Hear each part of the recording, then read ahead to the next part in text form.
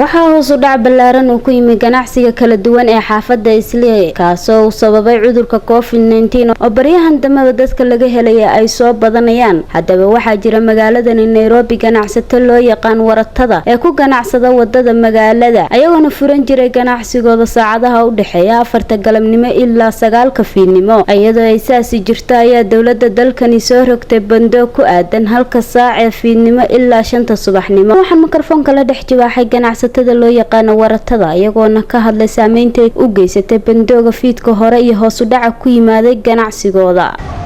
cudurkan wuxuu noo saameyn weyn noo geystay.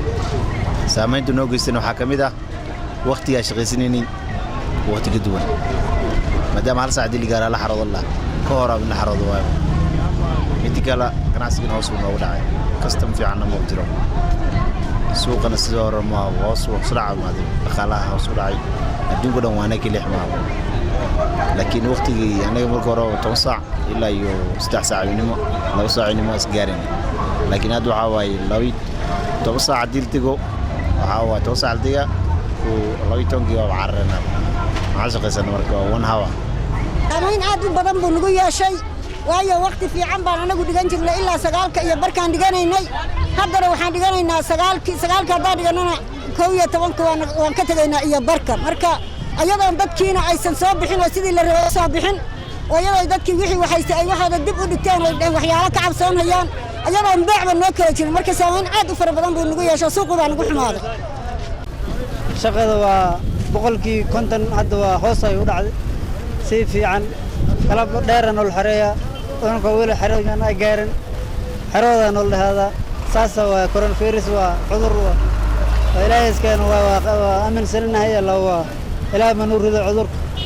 ilaahayna badbaadiyo bacshirna hoos u dhacay say ay gaartaa ina oo meeshana la fiijiyo aan u leeyo guriga haweenka xorooda nool dhaho dhibaataas waa iska jirtaa gando soo bilaad maqribka 12 marka la gaaro aan ka sii carna markuu sana maxaan joog jirnay 3 saac ilaa 2 saac bar oo shaqaysan jirnay hadda shaqadii hoos u sii dhacday magaalada suuxmaatay cudurkii waxaas kulina uu bilaaday markaas waxay noqotay kala carray noqotay markaas in la kala carro kasta oo guri inuu galo wixirana hoos u sii dhacday wixir faham si jirto si hada uu bilaaday badonka suuqleyda dadka barbaraha soo dhigta galabtii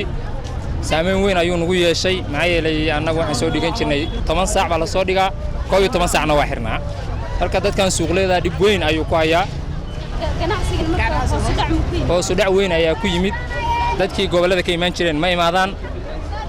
dadka magaalada dhexdeeda naga adeegan jiray cabsi baa ku jirto oo qof walba wuxuu leeyahay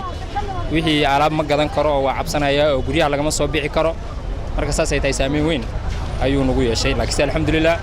dadka dhan ba dhibaato iska jirto wadanka waxa ka dhacay xarunkan coronavirus la leeyahay marka alxamdulillah dhibaato saas kale ma jirto intaas boos ba hadda dhibaato haysta suuqleyda waratada oo Islii ku nool halkan waa suuqa ganacsiga ee xaafadda Islii taasoo ay wali bulshadu isu dhaxmarayso sidii horeeto intaanu dalka uu soo gaarin caabuqa coronavirus inkastoo madaxweynaha dalka uu muddo ka hor amray bulshada in la isku iman goobaha ay u badan yihiin bulshadu ay ka mid yihiin suuqyada iyo meheradaha balse ilaa haatan ma muuqdaan wax isbedela samsam cabdikariin jaamac telefishinka Somali Cable magaalada Nairobi.